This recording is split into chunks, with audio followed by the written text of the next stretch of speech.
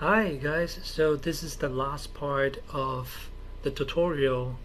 I'm going to cover how to render different passes and compositing in Photoshop. Um, so this will be my last part, talking about my tutorial about ZBrush BPR render setting and material and lighting and all that. So I have to explain this a little bit just because um, I talk in detail about all the settings that we have, right? And the main purpose is that so I don't need a lot of compositing in Photoshop. So as you guys can see right here, this is just a one pass render in ZBrush, right?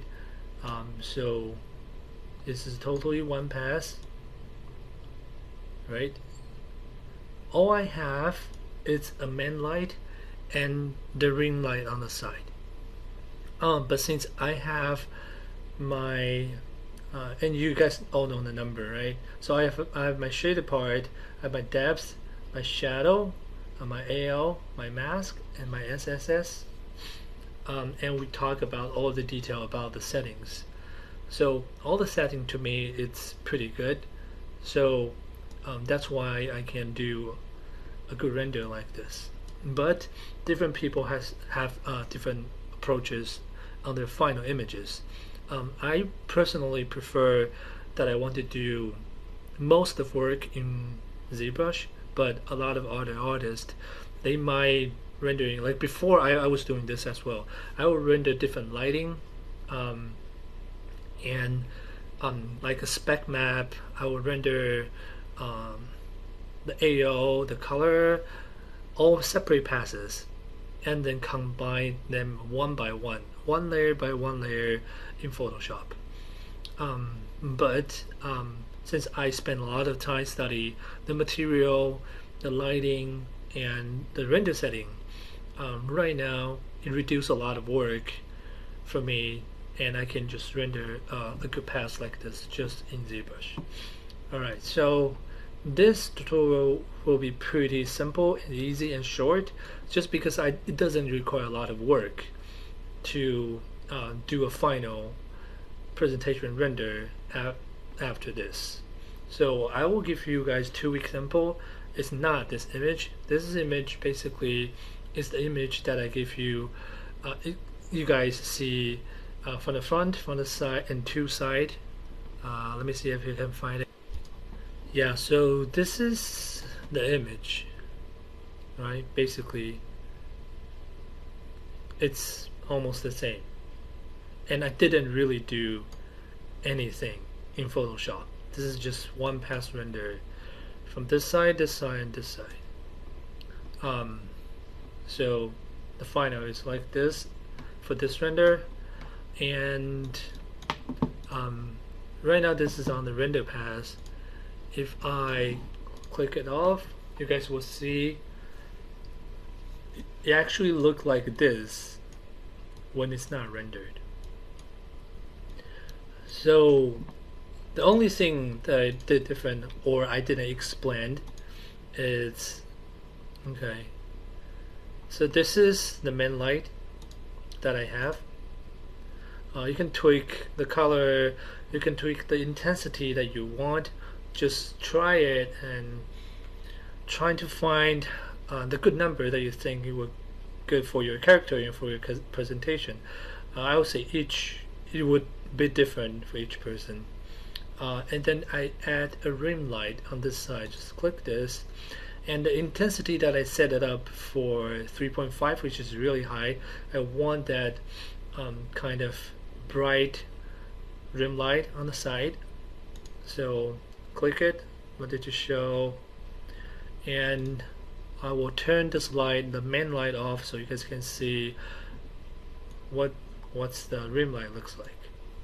Alright, so that's the rim light look like.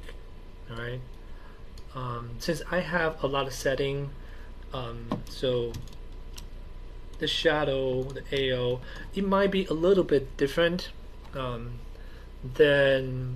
the detail explain that I have of the render setting on last video, but the the focus is the same. I try to find the shadow and AO that I like for the render that I have, and for this res, it's definitely a little bit too high. This will cause me spending a lot of time waiting just for one render pass, but it gives me a good result. So the things you just have to give it a try, keep rendering, and see what works best for you. Alright, so this is the rim light pass, and I already talked about let's try not to get intersection lighting, like one come from this direction. So the main light right now comes from this direction, the other rim light comes from this direction. It won't work well. So let's just keep it around the same direction. Alright, so I'll just render out one more time so you guys can see it's the real-time render, not real-time render, I mean one pass render. Okay. Alright, and this is, pay attention, this number is only 1. So if I get it to 7, I will wait a lot more longer, but I will get one better result. So I will just pause it, and when it's finished, I'll bring you guys back. Okay, we're back. So yeah, this is just a one pass render. And then all I need to do for this, I can improve a little bit if I adding some rim light fitting around here or something, but I really don't think that's necessary. So but I'm gonna show you another render, which is a render before time, and I'll show you how I usually do it in Photoshop, but it will be fast because it doesn't really require a lot to do. Alright, so let's go to Photoshop. This is one of the render that you guys will get the file as example. So I didn't really name my layers, but let's talk about this one by one basically. So I have one light from the right to the left.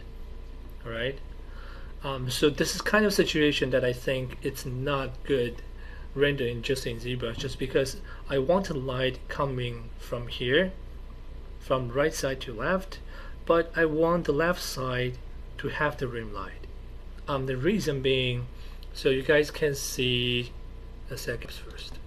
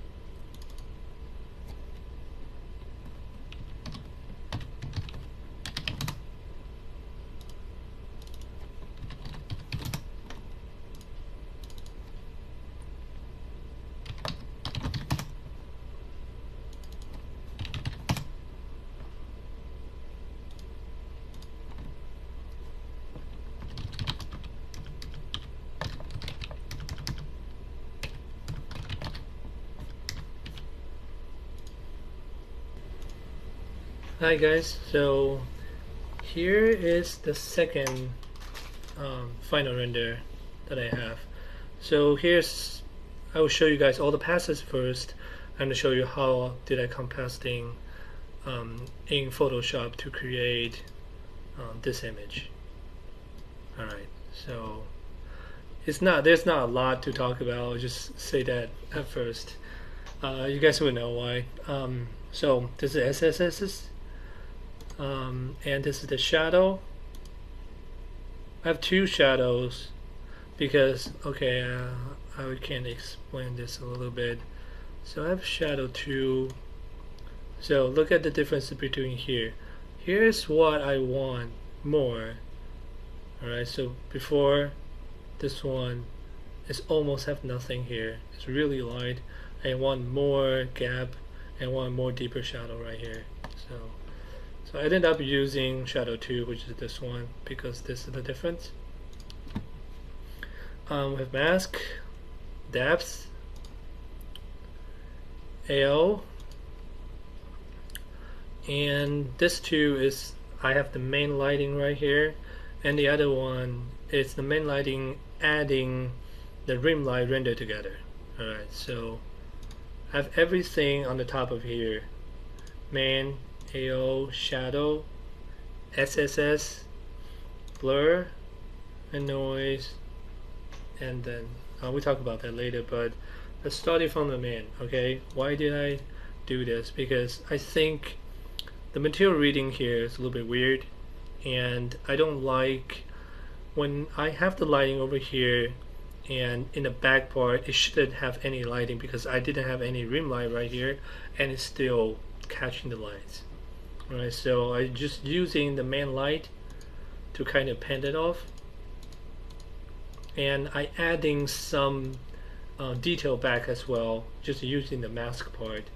So the thing that I like is this part, you know, it's just using black and white as a mask and to paint it back. And I want more shadow over here. I don't want the light information over here, and I want this to be a little bit darker. Alright, so that's exactly what I did.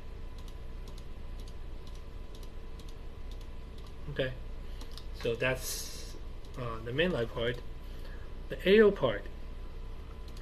The AO part I don't, because the original this render it's one pass render from ZBrush, and it's including shadow, including AO, all that information. So I don't think I need another AO pass on the top of this one, but I do want some of the shadow information that's in between the beer, like each strength of a beer. So let's open AO, like those information, you know, is what I want. So it's just kind of using mask again to paint it in, basically. So yeah, this things I added is I make this darker, I make this a little bit more darker, and I make here like the beer part more darker. That's it. And this is the shadow part. So I don't want on the bottom side it should be catching light. So using the shadow part to fix that kind of arrow, if you have any. You see all this is gone. It's gone. Alright. And the SSS. You can see just a little bit. That's just the feeling that I need. Probably have too much right here. Let's just get it to, so originally it's like this. Alright, let's get to 17, 18. I just need a little bit feeling.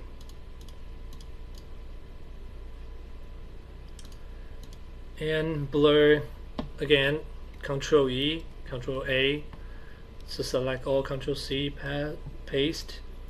I already have the alpha in my channel over here.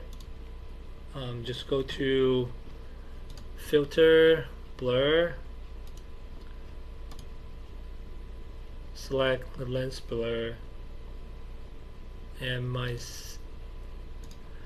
setup is 226 9 alpha 1. That's it. And I don't need the blur on the top of blur, so that's the blur part. And then the noise on the top, which we talk about is, let's just go to filter, noise, add noise, and keep the number very minimum. I set it to 3. Yeah. And then I was talking about if you guys want, so right now I think one of the reasons I think the eye's a little bit darker to me. Alright, so there's a few ways that you can do it. You can just paint it in, which is what I did, but you can also compass it in just using one pass in ZBrush to compass it in Photoshop. So the way you do it, basically you move your light to the front of the eyes, so the eyes can catch those highlight. So if you go eyes different direction, you won't be able to catch that kind of highlight, right? So remember to go to in front of the object that you want to highlight or the speck,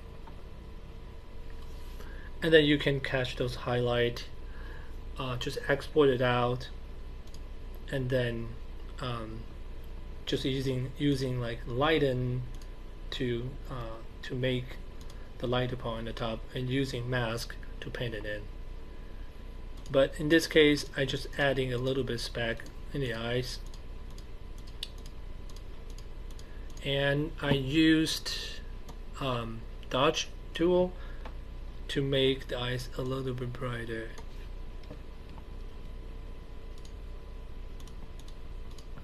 And that's all I did for this piece. So you can see this is the final render. And the last thing that I'm going to show you guys is just the turntable. So, and I can talk a little bit how do you create a turntable, but I believe a lot of you guys can know how to use it, can use it already. So let me open this up. Let me fit this ring, and then this is one light, no, it's two light, one pass render in ZBrush turntable.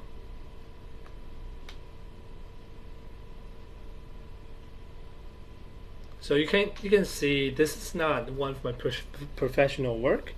So I kind of getting lazy, stopping the wrinkles right over here, but still have some details because I thought no one will see the back, of course. But right now I'm showing the turntable. Anyway, so the way you're doing this is basically, let's go back to ZBrush. Let's turn the light on. We have the rim light. The rim light's over this side. And go back to our main light. Our main light's around here. And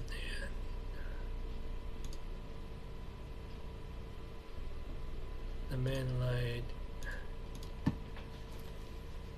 Turn it on. What?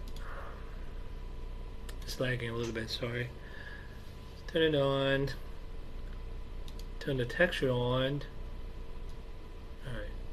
So once you do a render, so let's say this is exactly the place that you want, remember to zoom in order to see your canvas is actually this big. Alright, so if you want a turntable, if this is the angle that you want, this is how I want to cut, that's how I want to present. Alright, so do the BPR render. You can go to 7 if you want, but let me just kind of go through a little bit really quick about how to do the turntable. And turntable is really easy. Okay, so you just need to go to movie, and all you need to do is press turntable. But there's few things I want to explain first. So use hit Control to window. You'll see right now the default setting is to the window, and the window is actually the whole canvas that you see, including all the interface is included. If you don't want it, click dock. Okay, so dock, if you hit Control, hold Control, it's only this part. Alright. First, make sure that the width and height is the resolution that you want. So I want 1920, 1080 better resolution. You can go higher than that, but this is how the screen works basically. And then you just go to movie, select large, because the larger size will enable you to do 100%. If it's medium, it will just being a medium, like it will shrink it down a little bit more, which you don't want it, which I don't want it. And so go to dog, go to large. There's a lot of modifiers here. I will just go through the things that I think is the most important one. Okay, so the most important one, like I don't touch all this. I touch if I want 24 frames per second or I want 36 frames per second. So this I do, but for this one I don't need to worry about anything. And then I just go directly to the last part. So if you have this opacity, you guys will know that in the beginning and the end, basically you will have the logo show up of ZBrush. If you don't want it, get the opacity to 0 and it won't show up. And you can enter text over here. You have fade in time, fade out time. This is 2 seconds, 2 seconds, and if you don't want it, put it to 0. Right. So that's all the setting that I did for the turntable. And hit the render first. After the render finish, go to movie and hit turntable. So it will basically render first each frame and then do the turntable. So you will have a perfect turntable of your head afterwards, and then you just need to export it out. Alright, so and this is the result that I have, which I'm pretty happy with it. And this is one pass render in ZBrush. And if I would need to make a better presentation shot, I would show you guys how did I do with this image, how did I do it with another final render image, and you guys will have these two files to kind of remind you guys what did I put it in. So this will be the conclusion of the tutorial series that I have for ZBrush BPR render and facial anatomy sculpting improving part. I really appreciate you guys' support, and I hope you guys can continue to support me, and I really hope that this tutorial helps some of you a little bit. I know a lot of students want some tips, want to know the workflows from the professional, so that's why I try to create a cheaper tutorial just for the students and for anyone who really wants to learn. Hope the tips and the process helps a little bit. So the next tutorial I'm planning on teaching you guys some hair sculpting, and after that I want to create a whole new head character, including hair, facial hair, from scratch, sculpting, texturing, and rendering to finish. Hope you guys keep supporting me, and you guys have a great night. Thank you guys.